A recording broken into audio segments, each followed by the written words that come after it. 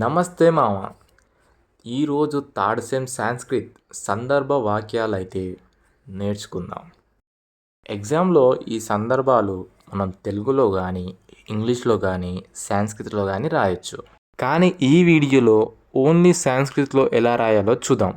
Telugu and ఇంగ్లీష్లో రాసేవాళ్ళు మీరు సాంస్క్రిట్లో ఈజీగా రాయొచ్చు. వీడియో ఎండ్ వరకు చూడండి. సాంస్క్రిట్లో ఎవరైనా రాయొచ్చు. తెలుగులో రాసినా ఇంగ్లీష్లో రాసినా ఎవరైనా సరే సాంస్క్రిట్లో కూడా రాయొచ్చు. మనం రాసే సబ్జెక్టే సాంస్క్రిట్ కాబట్టి సాంస్క్రిట్లో రాస్తే ఎక్కువ మార్క్స్ వచ్చే అవకాశాలు ఉంటాయి. సాంస్క్రిట్లో చిన్న చిన్న స్పెల్లింగ్ మిస్టేక్స్ వచ్చినా కూడా అది అంతగా కన్సిడర్ చేయరు. సాంస్క్రిట్లో మనం రాసే సందర్భం కూడా చాలా చిన్నగా ఉంటుంది. So it will be easy. Telugu ఇంగ్లీష్లో క్వశ్చన్ని బట్టి సందర్భం భావం మారుతూ వస్తుంది. కానీ సాంస్క్రిట్లో ఏ క్వశ్చన్ వచ్చినా నువ్వు డైరెక్ట్ ఈ పర్టికులర్ ఆన్సర్ రాస్తే సరిపోతుంది. ఇప్పుడు ఈ సందర్భాన్ని ఈజీ వేలో అర్థం చేసుకుందాం. మనకొచ్చే సాంస్క్రిట్ క్వశ్చన్ పేపర్లో ఈ సందర్భం అనేది సెకండ్ అండ్ ఫోర్త్ క్వశ్చన్లో వస్తాయి. ఈ క్వశ్చన్కి మార్క్స్ వచ్చేసి ఈచ్ 5 మార్క్స్. అంటే ఈ రెండు సందర్భాలు రాస్తే మీకు 10 మార్క్స్ వస్తాయి. ఫస్ట్ సెకండ్ క్వశ్చన్ సందర్భం నేర్చుకుందాం. ఎగ్జామ్లో సెకండ్ క్వశ్చన్ అని పెట్టేసి ఇక్కడ కవి నుంచి మొత్తం రాసేయండి. ఇక్కడ నుంచి స్టార్ట్ చేయండి. ఆన్సర్ స్టార్ట్ చేస్తే కవిహి బాణ మహాకవిహి అని రాయాలి. దీనికన్నా బెస్ట్ ఆప్షన్ అంటే బాణభట్ట మహాకవి అని రాయండి. గ్రంథః కాదంబరి. ఒకవేళ ఎగ్జామ్లో గ్రంథం మర్చిపోతే ఇదొక్కటి మాత్రం కంప్లీట్గా వదిలేయండి. గుర్తుండి రాస్తే మాత్రం బెనిఫిటే. పాఠః పాఠం వచ్చేసి శూద్రక వైశంపనాయోః సంభాషణం.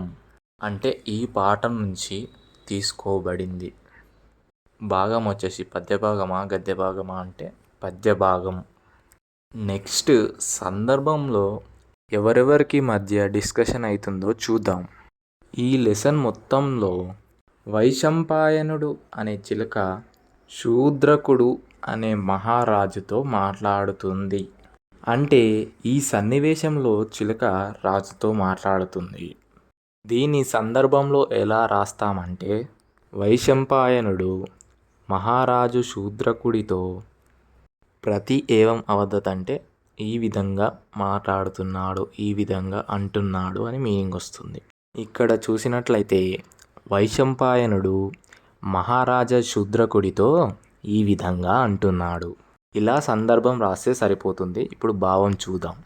ముందుగా మనం సందర్భంలో చెప్పుకున్నట్టు ఇక్కడ ఈ లైన్ ఉంది కదా, అది యాజ్ ఇట్ ఈస్ కింద రాసుకోండి. ఏవం అవదత్ అనేది రాయకూడదు, చూసుకోండి ఒకసారి. ఇది రాసుకున్న తర్వాత మనకి ఇచ్చే ఎగ్జామ్ పేపర్లో క్వశ్చన్ ఉంటుంది కదా, అది క్వశ్చన్ సెంటెన్స్లో రాయాలి. క్వశ్చన్ సెంటెన్స్ రాసిన తర్వాత ఈతి అవదత్ అని పెడితే అయిపోతుంది. ఈతి అవదత్ అంటే ఈ విధంగా అన్నాడు అని మీనింగ్ వస్తుంది. ఇప్పుడు ఒక ఎగ్జాంపుల్ చూద్దాం, మీకు ఈజీగా అర్థమైపోతుంది.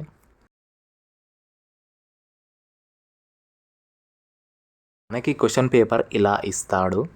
సెకండ్ క్వశ్చన్ మనం సందర్భం అనే వర్డ్తోని ఐడెంటిఫై చేయొచ్చు. ఈ క్వశ్చన్ మీ ఎగ్జామ్ పేపర్లో సెకండ్ క్వశ్చన్గా వస్తుంది. ఇప్పుడు మనం సెకండ్ క్వశ్చన్లో ఉన్న క్వశ్చన్ సెంటెన్స్ మొత్తం రాయకూడదు. మన క్వశ్చన్ పేపర్లో అపోస్ట్రాఫీ హైఫెన్ తర్వాత వచ్చిన సెంటెన్స్ మాత్రమే రాయాలి. ఇక్కడ మనం అండర్లైన్ చేసిన సెంటెన్స్ ఈ క్వశ్చన్ సెంటెన్స్ అనే లైన్ కాడ రాయాలి. దీంతో మన సెకండ్ క్వశ్చన్ సందర్భం అయిపోయింది. ఫోర్త్ క్వశ్చన్ సందర్భం కూడా ఈ వీడియో ఎండ్లో ఇస్తాను, చూడండి.